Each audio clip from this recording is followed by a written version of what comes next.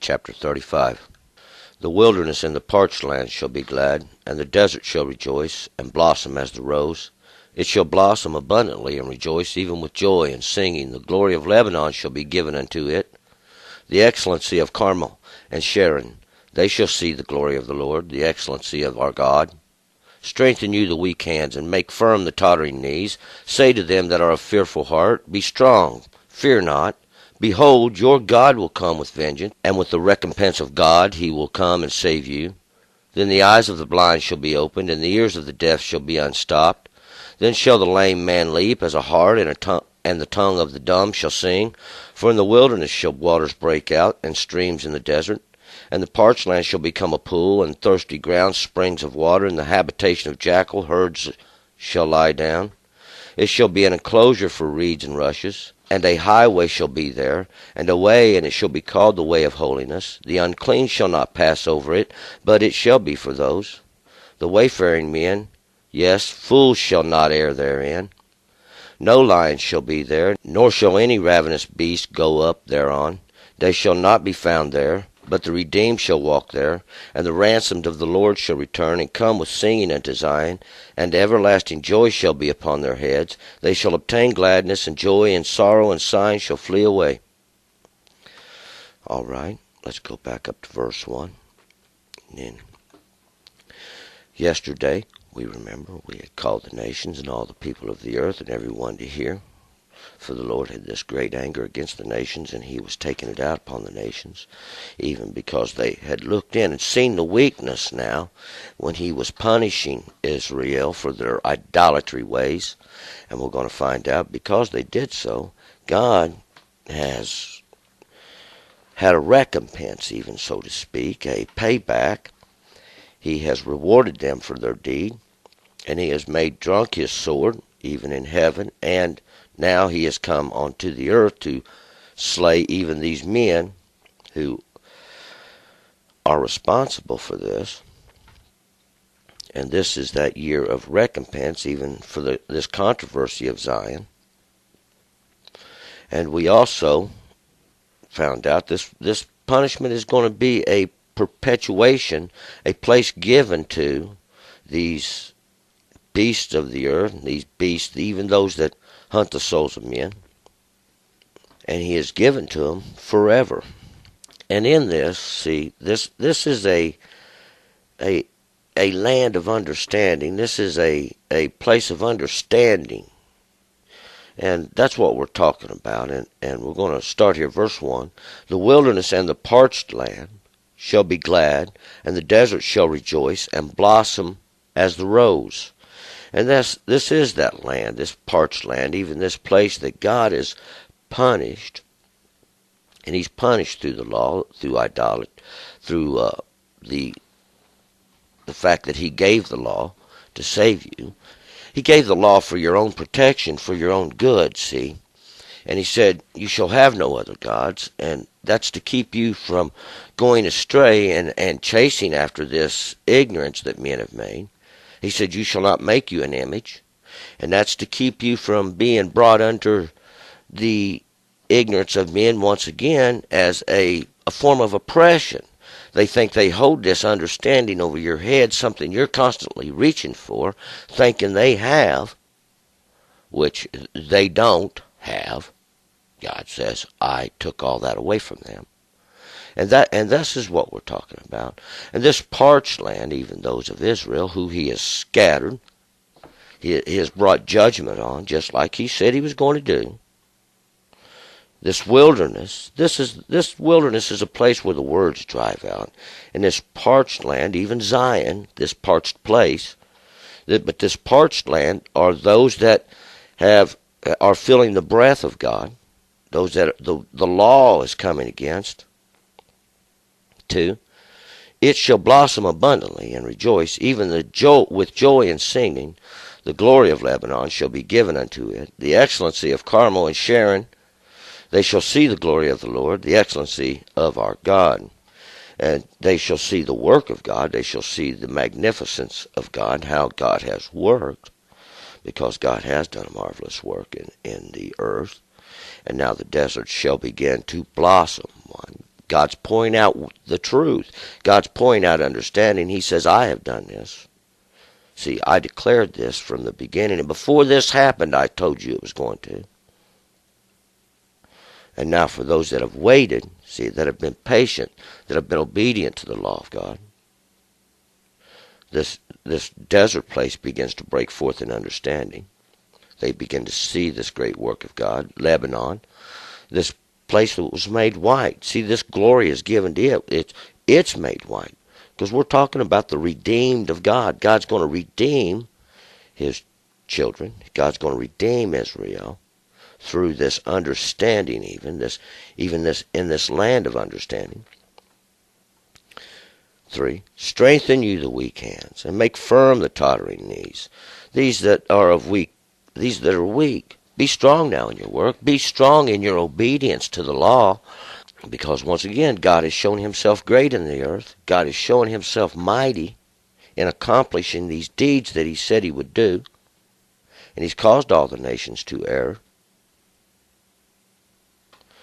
Make firm these tottering knees, these ones that tremble, these ones that are in fear, these ones that are weak.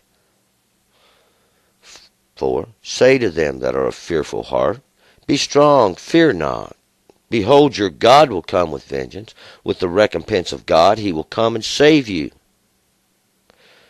See, your God, the one who gives the law, the one who in right hand is the law, he's using it for blessing and for judgment.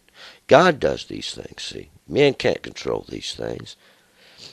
They've tried. They've had their go, and God is grown weary now of them.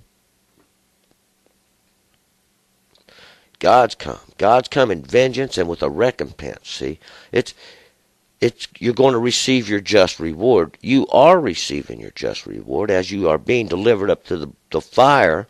5. Then the eyes of the blind shall be opened, and the ears of the deaf shall be unstopped. God opens the eyes of the blind. See, God unstops your ears. You either understand or you do not. This is up to God. It's up to you to read and seek the Lord, and when you do, you will find that there is only God. God will talk to you. God will speak to you in your own heart. These are not an idol that does this. Then shall the lame man leap as a hart, and the tongue of the dumb shall sing, for in the wilderness shall waters break out, and the streams in the desert. And God once again has poured out understanding. God has opened the eyes. God has opened the ear, unstopped it. See, God said, I will pull a covering, a veil over your eyes. He made you drunk. He made you deaf.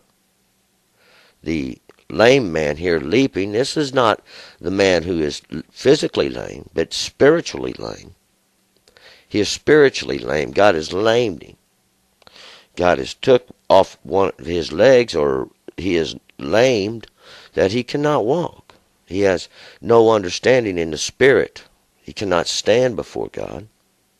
The tongue of the dumb, same thing. God has twisted their speech. They'll speak plainly in the day.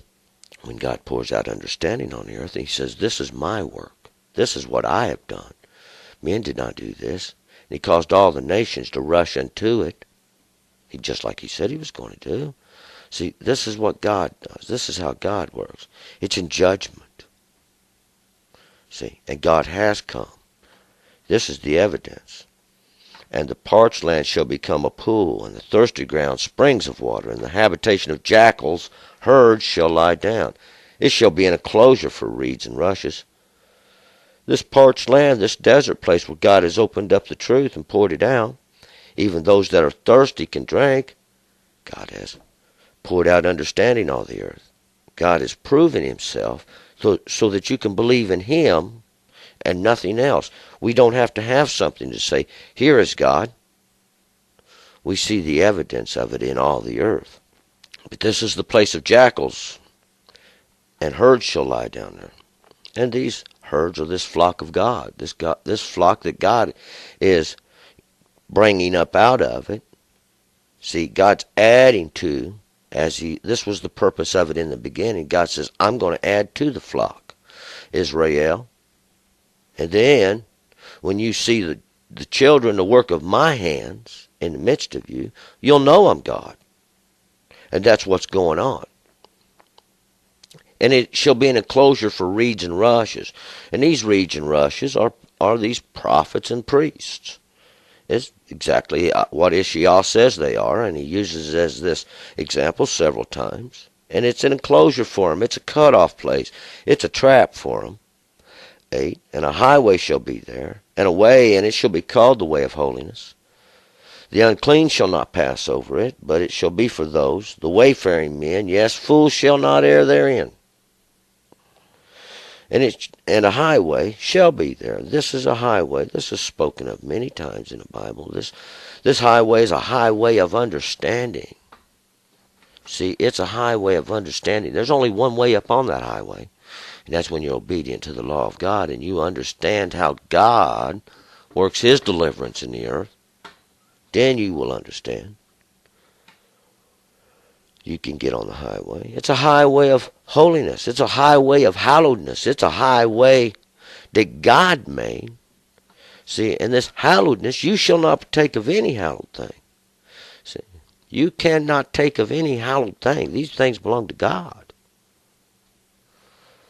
The unclean shall not pass over it. These that have taken of this hallowed thing shall not get upon it. But it shall be for those. What? Yes, it's for those that partook of the hallowed thing, that they can obtain understanding. See, it's a work of God. This is a work of God. And this is the highway, to understand God done this. Be obedient to my law. Be obedient to my words, my statutes, my ordinances, he said. This is the work of God, and he's brought all the earth into error.